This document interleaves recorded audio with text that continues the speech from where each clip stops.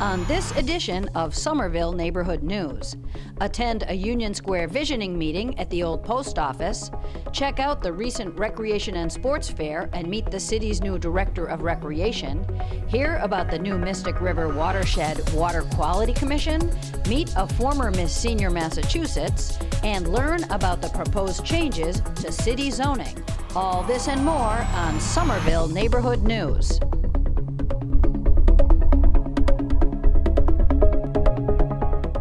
Hello, Happy New Year, and welcome to Somerville Neighborhood News. Today is January 13th, 2015. I'm Joe Lynch of Greater Somerville, and I'm guest anchor for this edition of Somerville Neighborhood News. Somerville Neighborhood News is your bi-monthly newscast and online source for multimedia news, a community service production of SCATV created by staff, interns, and your neighbors. We bring you the news every 2 weeks on SCATV, Channel 3, and on our website, somervilleneighborhoodnews.org. We begin our first newscast of 2015 at the old post office in Union Square.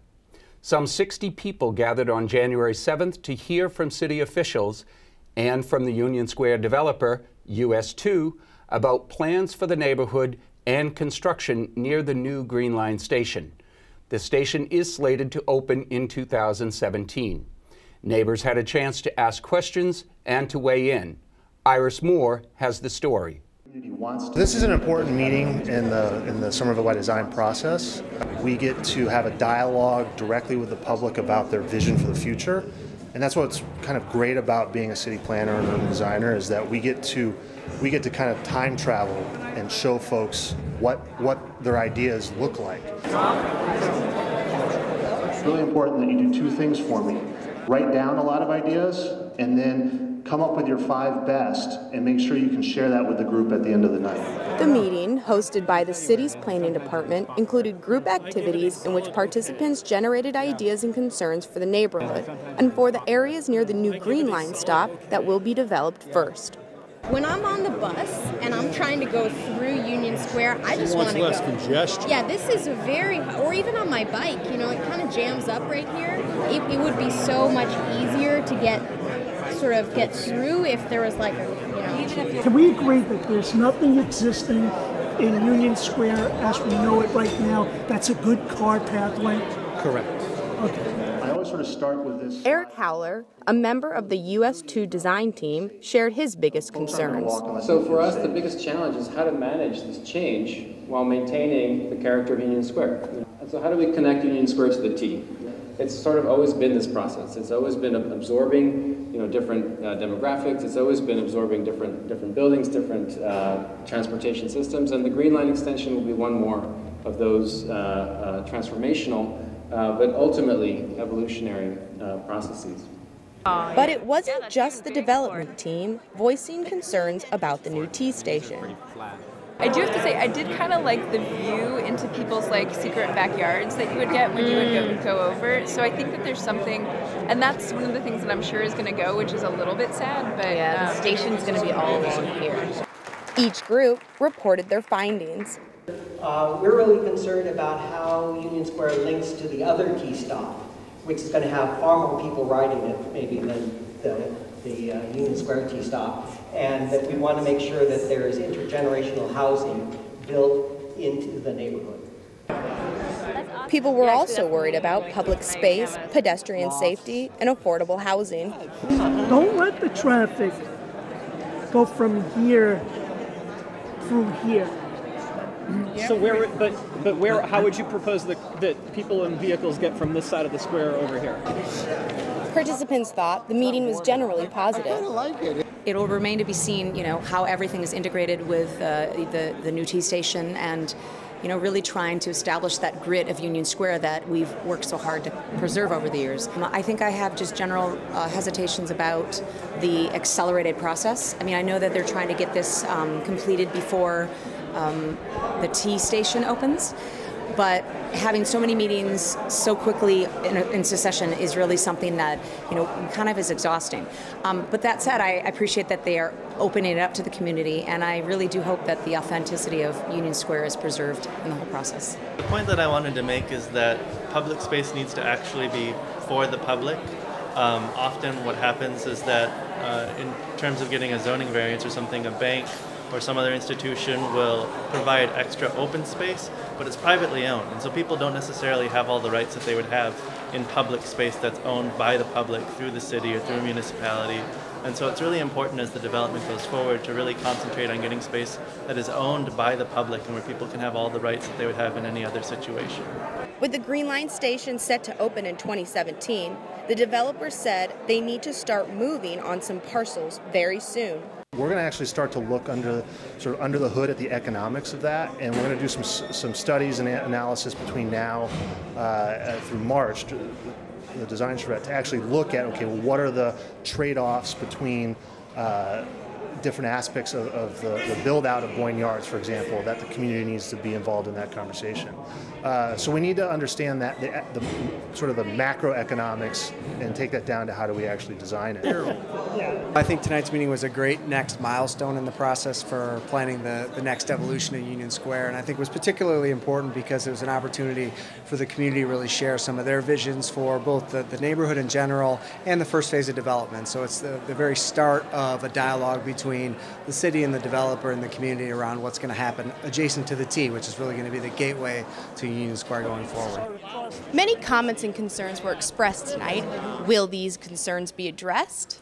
We'll follow the story. For Somerville Neighborhood News, I'm Iris Moore. I'm now joined by News Director Jane Regan, and Jane has some insights the news will be covering. So Jane, you started the newscast at the old post office. The sale of that building is just one of the many changes we'll be seeing here in Union Square.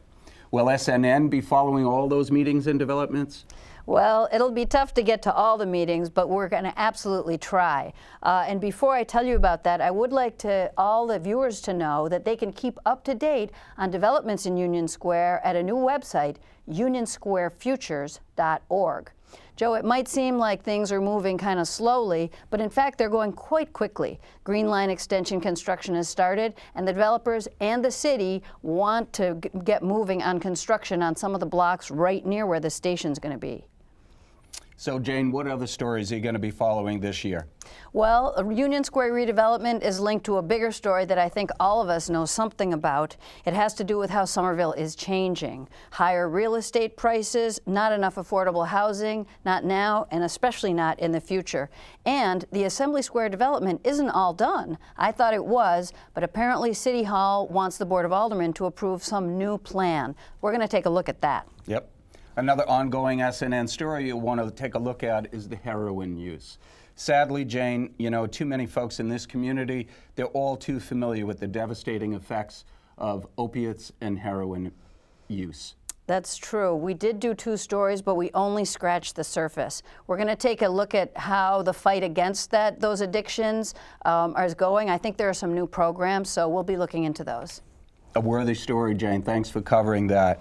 And what about the Wynn Casino going up on the other side of the river over in Everett? I'm glad you mentioned that. There was a development in the story at the end of the month, or maybe it was early this year. Apparently, Steve Wynn's company has finalized the purchase of the land over there in Everett, but there now are 3 cities that are moving to block it.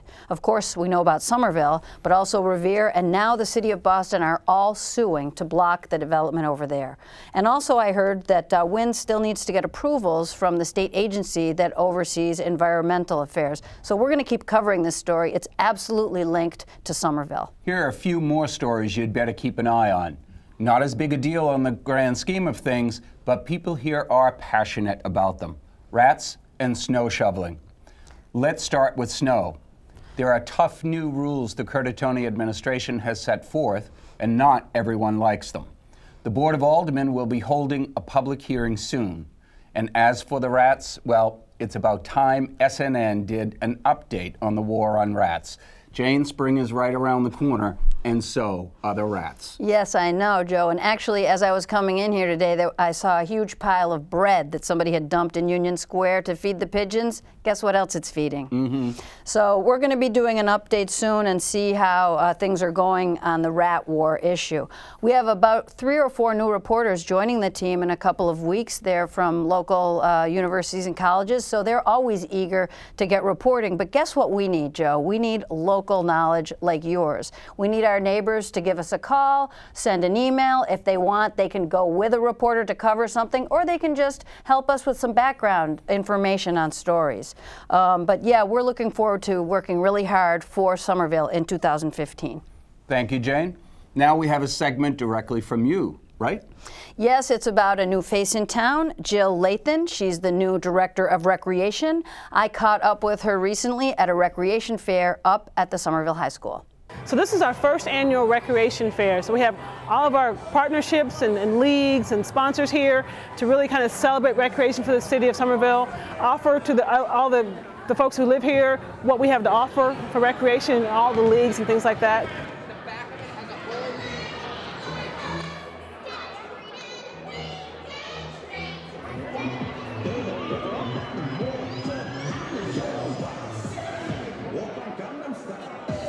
I'm the new recreation director for the city of Somerville. I got a great opportunity to come down here to be the director for the city. So I'm excited to be here and love it so far.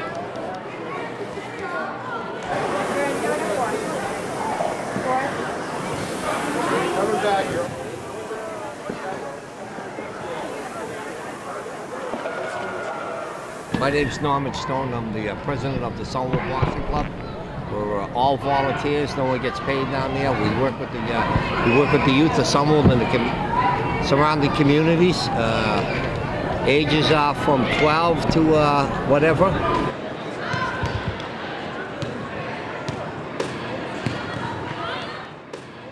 The mayor did a wonderful job and put together a task force to really look at what the needs for recreation are for the city of Somerville. And the task force was divided into 7 various subgroups, and those subgroups met and kind of really just determined what were the priorities for recreation and what the needs were. So as a candidate coming in, it was wonderful because I got an opportunity to see like what kind of direction the city wants to go in and what the needs are and the challenges are. So it kind of gave me a great template to start from. So looking at those recommendations, my job now is to really assess that and see what is feasible for us to do. Some of the things we're already doing in recreation, and we just need to kind of tell the story in a way that people know that we're doing what we're doing. Some other opportunities were great opportunities and ideas.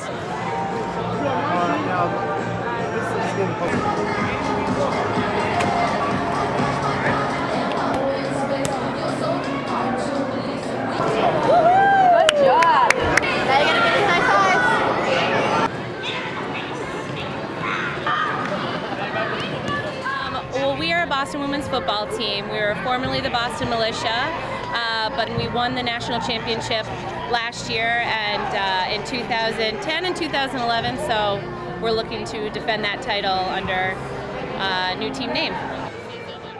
You're going to start on this side with me. Stand on this side, and I want you to copy everything I do, okay? So we're going to go in, out, and then in, out. In, out, in, out. In, out, in, out.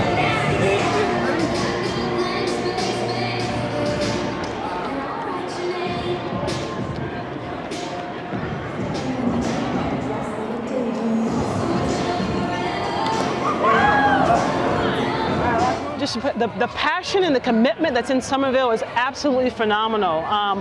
I feel like I have the best and the luckiest job in the world. I get up every morning, I'm like, this is incredible. This city is incredible.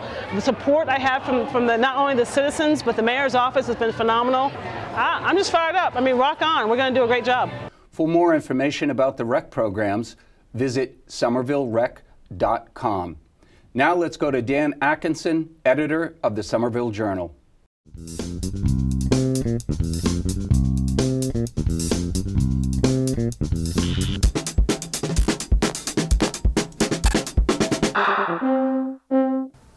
Hello, this week in the Somerville Journal we'll have coverage of the recommendations from the Recreation Task Force, a look at what's going on as people are trying to figure out the best design for Union Square, and a proposal to create a telephone museum out in East Somerville.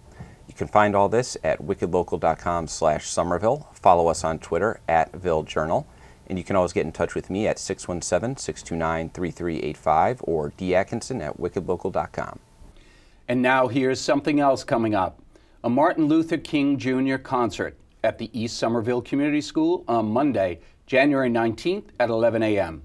There will be performances by youth musicians, dancers, poetry, and essays, and everyone is invited. Light refreshments will be served. And next, here's a gift Somerville received from the state legislature on December 24th. A new reason to hope for improvements to the Mystic River, which for many years has received a D grade from the Environmental Protection Agency. Yushan Wan brings us the story. On December 24th, the state legislature finally approved a bill establishing the Mystic River Water Quality Commission. Somerville's representative, Denise Provost, was one of its sponsors. The commission is a group of people organized pursuant to state law who have a mandate to look at information about water quality in the river and to prioritize the best order of tasks toward making the river cleaner and more accessible for recreational use and safer. Also, it has a mandate that's a little different than exists for the Charles River, which is to look at the impact of flooding on water quality. The commission will be a mix of government officials, scientists, and community members, to be chosen during this coming legislative session. The purpose of the commission is to submit recommendations on how to improve water quality before July 31st, 2017.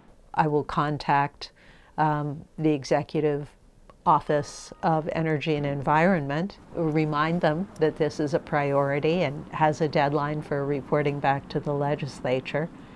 The contamination of the Mystic River dates back to the 19th century when factories sprang up and left behind all the chemical products in the river sediment.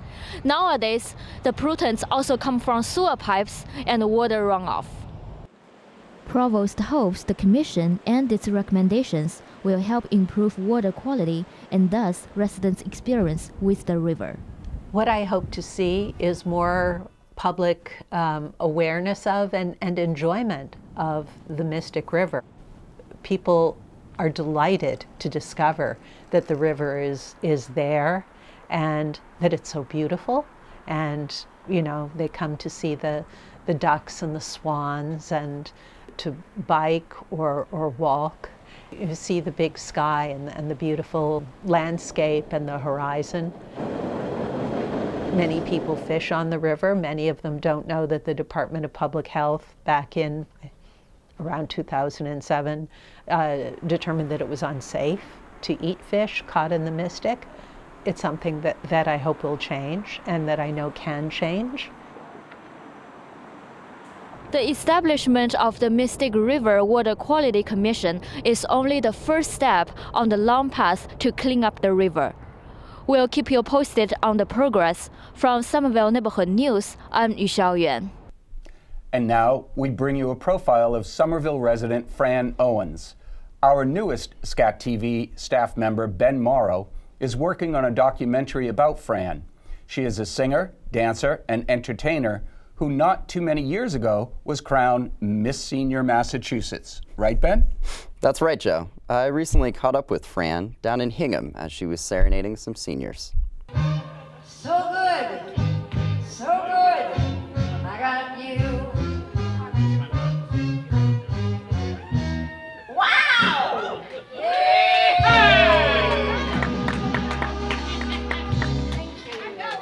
I never kind of joined in, and if you notice how everybody is connected in this picture, except for me, who manages to stand over there all by myself. In 2005, it was really something. I was visiting my sister, and a mutual friend of ours called her on the phone, and I got on the phone with her, and I asked her what she was doing, and she said, I was just in Las Vegas, and I said, what were you doing in Las Vegas? And she said, I went there for Senior America. And I said, okay, what is Senior America? And she said, well, it's a pageant for women over 60 who do not want to spend the rest of their lives in a bathrobe and slippers watching soap operas on television. Here's actually a nice picture of when we did New England at Senior America pageant. We had Rhode Island, Vermont, Connecticut, Maine, and Massachusetts. Because part of this whole Senior America world is to give something back. Now that you're getting ready to retire and you're going to have your 60s, your 70s, your 80s, we even have a queen that's 95. And she's still dancing and just looks wonderful and loves her life. So he said, I think it's going to be great to do something to make a difference in some of the women in this country over 60 that would like to be able to give something back. And that is it completely to hospitals, to nursing homes, to adult daycares, to senior centers, to assisted livings, but to just give something back. I'm 71. I'm at a wonderful point where Senior America and all the ladies all over the country are fabulous. They like the same things I do, and to be honest with you, I finally fit somewhere. So God bless you all. Yours truly, Fran Owens. Take care.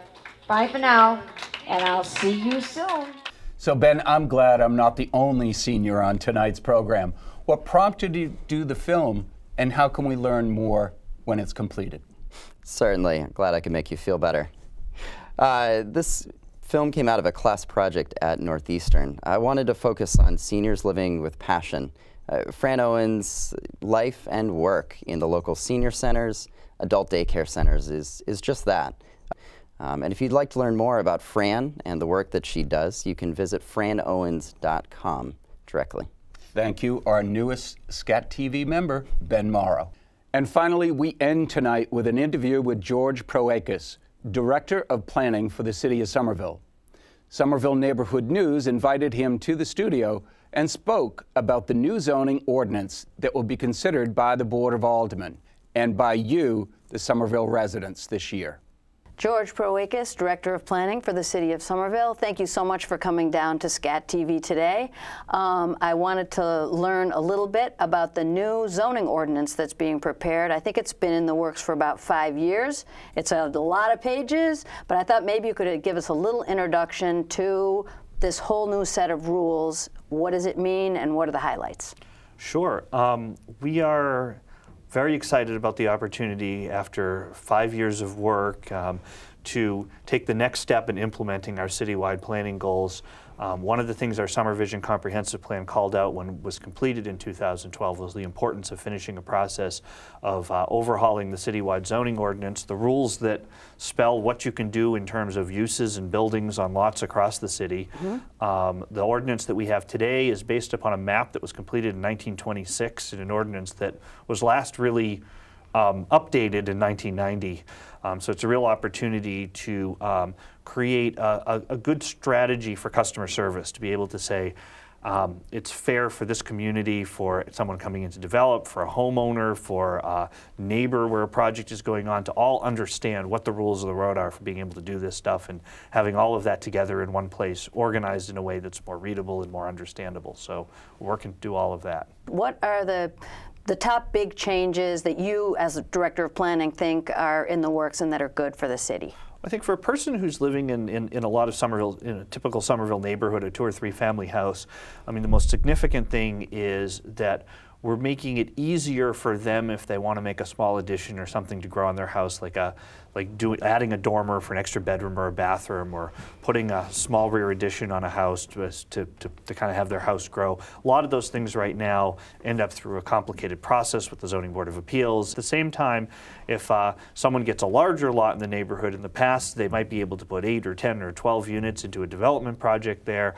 What we're doing is we're returning a lot of those neighborhood residential districts to to an area where our expectation is that single, 2, and 3 family houses, much like the ones that are on the street today, are the ones that someone can build new in those neighborhoods. So for those neighborhoods, it conserves the residential character of the neighborhood that exists there today, while at the same time still being based upon our comprehensive plan for growth, allowing more development to happen in neighborhood squares and to happen in areas to transform, like Inner Belt or Boynton Yards near Union Square, where there's the capacity to do a whole lot more. So it's sort of guiding development in a more logical way based upon where our planning has said we should be going. Okay, I also think that there are some, a little bit more aggressive approach towards creating or preserving affordable housing. Can you talk about that? We have a segment in our zoning ordinance about inclusionary zoning, which says that anybody who builds new housing, right now more than 8 units of new housing, will have to put a certain percentage of units, typically it's 12.5%, as affordable to people of lower moderate income. There's certain percentages of income, there's rental restrictions on those units, and you usually do a lottery for them to get people who live or work in Somerville to be able to have access to those units. We are raising the percentages on those numbers. We're going to have them, what we're proposing to the Board of Aldermen is the most aggressive inclusionary housing ordinance in the entire state. Really? Areas around transit stations where you're doing larger, most significant development around transit, it goes as high as 20%, which is 1 in 5. So right now we're at 1 in 8. There are areas where it goes to 1 in 7 and 1 in 6 and 1 in 5, depending upon how big a building you're building and how close to either current or future transit that building's going to be. Okay, that sounds good. And then what about promoting or helping to preserve locally owned small businesses? When we went out and talked to people in the community about what their priorities were, there were really 2 significant things that concerned them when it came to new businesses coming into the neighborhood. One is what happens when the formula chain store comes in a place where we have a lot of small-scale independent businesses. And the other is what happens when you get a really big floor plate, big box type business. So what the new zoning does is it says if you're starting a small business in a neighborhood main street, we're trying to make that easy for you. We're trying to make it something the code allows. What we're doing then is when you have a formula chain store type business or a business over a certain size, those are the ones we're saying need to come into the Zoning Board of Appeals, have a community process, understand what the impacts of those are and try to address those impacts. So we're trying to balance what we regulate with what the community most wants, making it easier to do what we want and taking a pause and going through a review process for the things that the community wants more input into. Okay, well, we're running out of time. Unfortunately, this is only a little introduction. I want to wrap up by just saying, how can people watching this interview get involved, learn more, participate, and maybe even add their 2 cents in before this is finalized by the Board of Aldermen? Sure. The Board of Aldermen needs to vote to approve this ordinance. At the end of the day, they're starting their public hearing process. In preparation for that, we're doing a couple of things. We have created a zoning website, somervillema.gov/zoning, which introduces the code overhaul, has copies of it, has some brochures with information on it and our schedule going forward. We're also hosting a community information session at the Somerville Armory on Tuesday, January 20th at 6:30 p.m. And then the Board of Aldermen and the Planning Board will be holding a joint public hearing on it sometime in the forthcoming weeks. That will be, information about that will be on the website as soon as we have that date nailed down. Well, that's great, George. Thanks a lot. And I guess I'll see you on January 20th at the Armory. All right. Hope to see you and a whole bunch of others there. Yeah, Great. Everyone should come on down, learn more, and get involved. Well, that's it for tonight. We'll be back on January 27th at 7 p.m. on Channel 3. In the meantime, you can watch and read news stories at somervilleneighborhoodnews.org. Ladies and gentlemen, in light of the fact of the recent events in Paris, we here at SCATV have always cherished our freedom of the press, freedom of news, freedom of media. And in solidarity with our friends in Paris, in France, and across the globe, je suis Charlie. Make sure you check out our Facebook page, SCATV SNN, share your favorite segment, or send us a tweet at SCATV SNN. We welcome you to get involved with Somerville Neighborhood News, become a reporter, or just send in your ideas. Call us at 617-628-8826 or email us news@scatvsomerville.org. That's it for tonight. Thanks for joining us. I'm Joe Lynch of Greater Somerville. Good night.